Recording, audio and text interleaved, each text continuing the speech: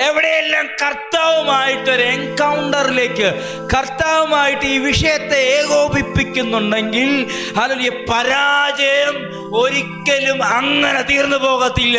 അതിനകത്തൊരു നിറവും അനുഗ്രഹവും വെളിപ്പെട്ടിരിക്കും. അതാണ് നവോമിയുടെ അനുഭവത്തിൽ വെളിപ്പെട്ടത്.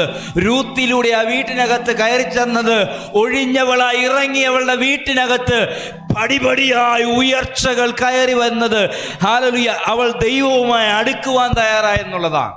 ഈ പകൽ വിശ്വാസത്തോടെ ദൈവം എനിക്ക് തന്ന ദൂതിനോട് ഒത്തവണ്ണമായി നിങ്ങളെ ഒന്ന് ഉദ്ബോധിപ്പിക്കുന്നു. ഹല്ലേലൂയ, നിന്റെ വിഷയങ്ങളെ നീ കൈകാര്യം ചെയ്യുന്നത് നിർത്ത്. നിന്റെ വിഷയങ്ങളെ ലോകത്തിന് വിട്ടുകൊടുക്കുന്നത് നിർത്ത്. നിനക്കൊരു നാഥനുണ്ട്, നിനക്കൊരു ഹല്ലേലൂയ ഉപനിധിയുണ്ട്. ഹല്ലേലൂയ, അന്ത്യത്തോളം വിശ്വസ്തനായി നിന്റെ കാര്യത്തെ പരിഹരിക്കാൻ അറിയാവുന്ന കർത്താവുണ്ട്. അവന്റെ കയ്യിൽ നിന്റെ പരിഹാരത്തിനായി വെച്ചതെല്ലാം അവൻ പരിഹരിച്ച് നന്നാക്കി തരാൻ വിശ്വസ്തനാണ്. കാരണം ഒന്ന് അടിച്ച് കർത്താവിന് സ്തോത്രം ചെയ്ത് വിടുക. ഹല്ലേലൂയ, ഒഴിഞ്ഞ പടകുകൾ നിറയട്ടെ. ഹല്ലേലൂയ, ഒഴിഞ്ഞ കുടുംബങ്ങൾ നിറയട്ടെ.